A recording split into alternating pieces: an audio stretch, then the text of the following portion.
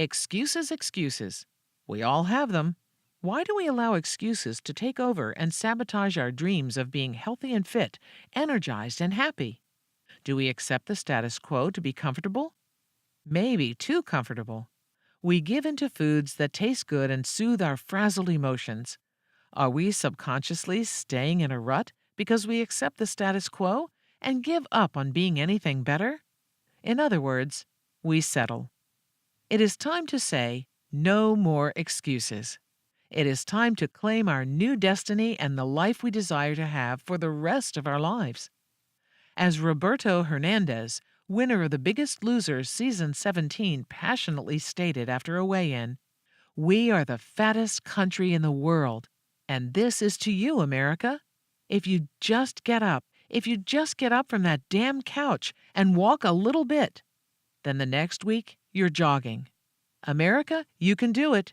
I know there's someone out there, and I know I'm motivating you because I sat on that damn couch and I saw my little boys play by themselves. They didn't have a father because I was so fat.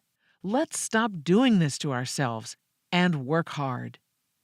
We rationalize to make excuses for our behavior to justify our actions. Merriam-Webster's dictionary defines rationalize as to bring into accord with reason or cause something to seem reasonable, as to attribute one's actions to rational and credible motives without analysis of true and especially unconscious motives, and to provide plausible but untrue reasons for conduct. Think of the word rationalize as rational lies.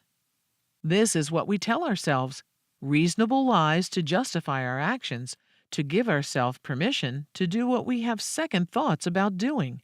We make our behavior acceptable when it really ends up sabotaging what we desire for ourselves. How do we overcome these rational lies we tell ourselves? First, we must catch ourselves doing it. They are insidious, these lies we fall into and then later regret. We rationalize in many ways, not just with food. What are some ways you rationalize?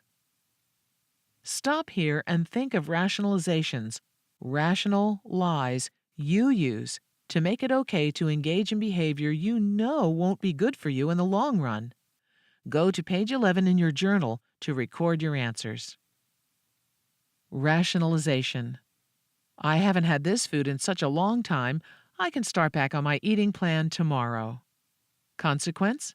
You eat too much because it's so good. You cannot go to sleep because you're too full, and you don't sleep well because your body is digesting the food. You're tired the next day and you have paid for your indulgence. Make your list. Keep adding to it as you become aware of more.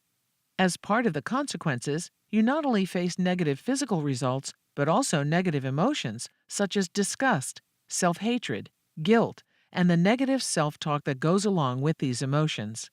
I'm such a failure. I can't do anything right. When will I ever grow up? I'm so weak-willed. I knew better, but I did it anyway. And the negative thoughts keep coming. Add these negative emotions and negative self-talk to your list. Why is it important to make these lists? When you recognize the traps you set for yourself by rationalization, you will catch yourself and choose another behavior.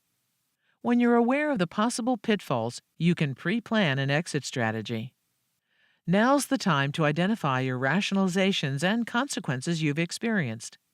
While you're working on this, feel the pain caused by giving in to these rational lies. At the time, it made sense to you, but if you took a minute to think about it, you might have chosen differently. Have you become lulled into a sense of complacency? It's too much work to think of changing, and I'm tired, you tell yourself. I'm not that bad off. I can start when there's a break in all this work, or when the kids go back to school, or leave home, or whatever. You've become desensitized to your need and desire to be healthy, energetic, and happier.